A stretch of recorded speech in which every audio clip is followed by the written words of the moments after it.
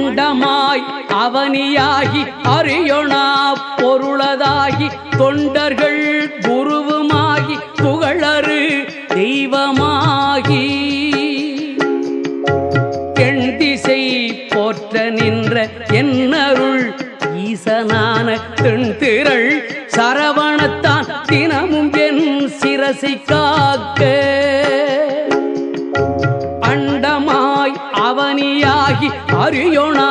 பொருளதாகி தொண்டர்கள் குருவுமாகி புகழறு தெய்வமாகி எண் திசை போற்ற நின்ற என்னருள் ஈசனான தென்திரள் சரவணத்தான் தினமும் என் சிரசை காக்க